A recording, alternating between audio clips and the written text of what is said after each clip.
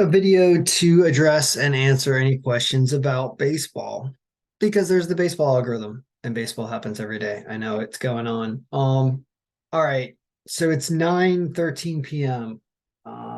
Here on April 12th. And so it's too late if you wanted to act on any of the games. By the time I had time to update everything for the day and get current lineups in, it's way past game time. So that's the answer to the question about can how much is it for baseball for the next month? I'm like, I don't know. Talk to Carlos. Carlos is sending an email, but he's not sending the file. So yeah, I can't do it every day. It's too much and it rules your life. And so what I can do once in a while is answer questions. And of course, if you would like current copies of anything that you see or that I've done, you can send me money and I'll send you copies of stuff. If you don't want to send me money, just keep asking me to do work. Another reason I don't do it anymore.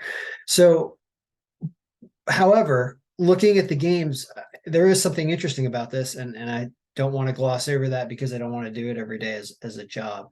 And that is that we can start putting in scores for the day and looking at things and seeing how things went and potentially run a macro. But I do just want to discuss, there was an order to something, like there was an order to this here in the day pivot based on the last winning combination I knew about. But so we're just going with this for now. And so we're going to see how did this do in here because I have no idea. And I know of a couple games, but I don't know of all the games. So I've got the scores up. I'm just looking, and it looks like the White Sox lost 3-1 to Minnesota. San Diego loses to the Mets, so the algorithm gets that one wrong. Seattle beats the Cubs. Algorithm gets that one wrong, but it was a close game. St. Louis beats Colorado. Algorithm barely gets that right. Arizona was the number one pick of the day, I believe, according to the algorithm, and they win 7-3. Interesting. They hit this guy, Jason Junk, very hard. And that was shown by this ERA here under limited innings last year. But I mean, the guy's last name is Junk. What do you think he throws, right? Yeah. Here you have a barely winning Miami over Philadelphia, I believe. Yep. And then the Nationals lose to the Angels, but barely. And look how close it had this game. Amazing. It had the Nationals, believe it or not, and they lose, but they cover 1.5. They take plus 1.5. Then there are games going on right now. And Oakland is winning 8-4 in the ninth in a game that has a lot of offense. The Red Sox are down 7-9 somehow to Tampa Bay. Detroit is up 3-1 late. Cincinnati has taken the lead on the Braves 4-3 in the seventh. Kansas City, this is looking good for them in the fifth inning, and then the Dodgers and Giants are just getting started. So we have some scores here, and we're just going to refresh real quick and see what kind of, oh, yuck. Yeah, that's not good. Only thing that wins up here is Arizona. Yikes. This game not over yet, and this game not over yet, and this game not over yet, but this game's over. So anyway, if you want to take out the games that are not finished yet, because they might actually change, it's all of these. So and it'd be to be determined games, but you can see a lot of them are losing, so it doesn't look good. You win with Houston, you lose with Philly. So this distribution not doing good things so far today. Now, other things I get asked about with this file is you update every day because I've done so many videos about it, and you're right. And if you want to start testing things and testing the macro and adding new days in, you could do that. You got to start working here in your day cube sheet, and you've got to start connecting things to a continuous like set of new games and then freezing this data here if you really want to do that. It's really complicated. I just don't have the energy to go over explaining all that in detail. I don't even think it's all that beneficial. I think running it one day at a time and then keeping track of what's winning variables is fine. I think that that's good enough because you do get a version of it every day. And we've been learning that the relevant combinations have been pitcher ERA related. BABIP's been okay. Lineup factor always is sort of okay and has to be in there. Whip was doing all right sometimes as well. So this didn't work out well.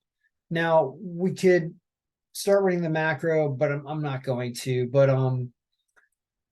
it just looks like a rough day. Now, as you're updating this thing every day though, and you're really digging into the stats, well, what did it do that was helpful? For example, it did put Arizona on top. And I always say, look at this thing top down. It did put them on top. You know, Toronto did lose to Detroit, I think, right? Because that's in the ninth. It's the bottom of the ninth. They got two guys on. I shouldn't call it yet. Well, point is Arizona does win and they win by 4 runs. So that worked out well. A lot of stuff here not working out so far, including San Diego, and Tampa Bay is winning. So it's just a choppy day. And I think that the lesson in this video is even when you go through this thing game by game and try to dig out stuff, you still don't win every day, even when you're doing all the right stuff. And that's tough to deal with. I mean, you're not going to lose. Sometimes you won't win 2 days in a row. Like these things absolutely happen. So yeah, I don't know. You just keep at it though, because eventually it starts to figure itself out. And I'm tempted to run a macro now. Macro takes a couple minutes. There aren't enough wins and losses. We're not running a macro. But going down each game real quick, just to learn what's going on in the file and make sure everything's working right. It had Houston, had them putting up 5 runs. They put up 7. They didn't hit Rich Hill all that much, but they came in and started hitting late in this game because the bullpen ERA for Pittsburgh is not great.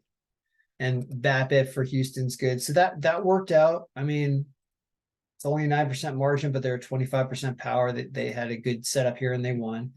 This somehow gets the exact score of this game correct. However, it didn't have the Yankees favored by margin against Cleveland. So this AAA pitcher eventually got hit. That's the thing, is that you only had AAA pitching stats for Peyton Battenfield. And the Yankees came on late and somehow won this game late. So I don't know how you read this. It's a complicated way to read the algorithm, and the projected score gives you something that's a little different than what the margin is. And that will happen sometimes based on ERA and average runs and stuff, because this point projection formula is actually, it's connected, but it's still very independent from the margin calculation. So like that tries to spread out the runs a little bit, but this does a whole thing with coming up with runs that's unrelated to margin, that's related to average runs and ERA of a opposing pitcher and stuff like that. So that's what's in this crazy formula here, all this stuff up here. And it also like magnifies it by a certain amount called the multi range, and the multi range is up here. So like you can start changing scores around by changing this multi thing to see if that helps or makes things better or worse. Haven't talked about that much, but we should, because that's gonna, like, I just changed it from 2 to 1, and then let's go see what that does to the scores. It does change them a little bit, and I don't think it makes them better.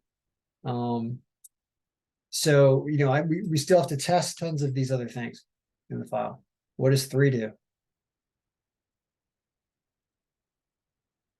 Get scores up a little. See, it doesn't surprise me that we'd have to amplify our magnifier here now that the pitch clock and all these crazy things are happening that I think are increasing scoring. So that's what I've seen from the stuff I've paid attention to, is a lot of games with a lot of runs, especially night games. We don't have to deal with the sun, and dome games. There have been more runs than normal since the rules have changed this season. That's the way it seems so far.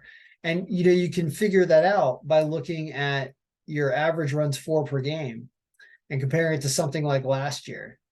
And I don't remember seeing a lot of average runs per game of 7. I mean, almost 6, 5.8. That's super early in the season, 5.9.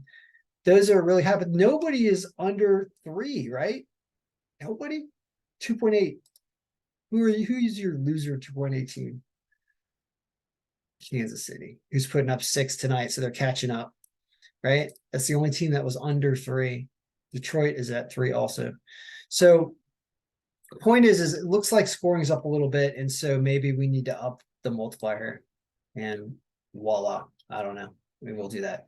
So yeah, if you want copies of this and want me to continue to put in effort into it, sometimes I'll get around to it late at night when I got nothing else going on, and I'll do it. I'll do a video like this. But if you want it in terms of being able to use it throughout the day and want it at a specific time, like send me some money, go to kenbraverman.com, purchase a copy, or contact me if you've purchased from me before, and you can get a copy that you're looking at in these videos. All right.